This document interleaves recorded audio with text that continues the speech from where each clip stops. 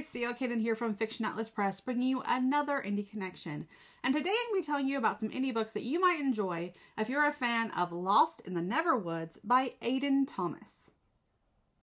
The first book I have for you is called Second Star by Bree Moore. All children, except one, grow up.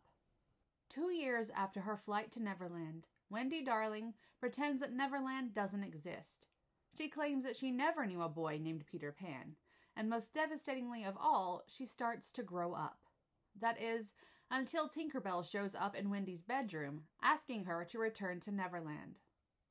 Wendy leaps from her window and follows the stars a second time, only to discover the lost boys are drunken teenagers, the Jolly Roger has a new captain, and Peter Pan wants her to give him the one thing that has the power to destroy Neverland for good. A kiss.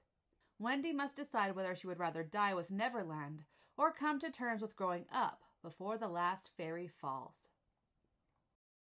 The second book I have for you is called Neverlander by Elora Burrell. If you thought the tales ended with Wendy, think again. The stories of the infamous Peter Pan have been passed down Wen's family for generations, but now the tales hang over her like a shameful reminder of their entwined history with the fabled place. That is, until she discovers that the stories were in fact true. Lost in a Neverland much different to the tale she's been told, she must find a way home.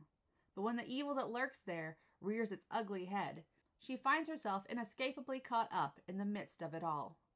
With the fate of Neverland hanging in the balance, Wen must decide which path to take, the one that leads her home or the one that leads to trouble. The third book I have for you is called The Carver by Jacob Devlin. The past is in his carvings, the future's in his hands. 15-year-old Enzo Delegno never would have believed his father's carvings were anything more than stupid toys. All he knows is a boring life in an ordinary Virginia suburb, from which his mother and his best friend have been missing for years. When his father disappears next, all Enzo has left is his goofy neighbor Pietro, who believes he's really Peter Pan and that Enzo is the son of Pinocchio.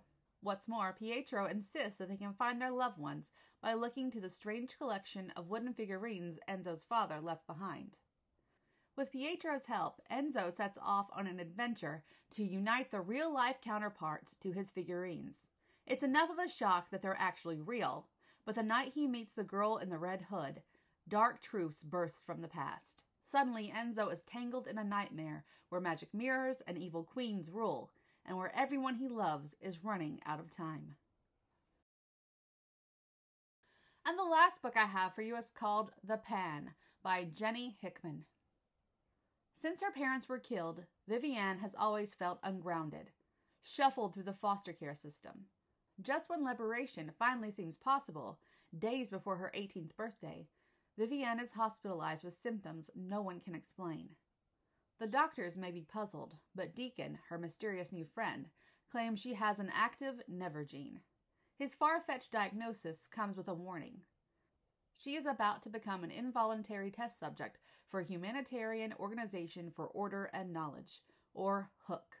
Vivienne can either escape to Neverland's Kensington Academy and learn to fly. Did he really just say fly? Or risk sticking around to become a human lab rat.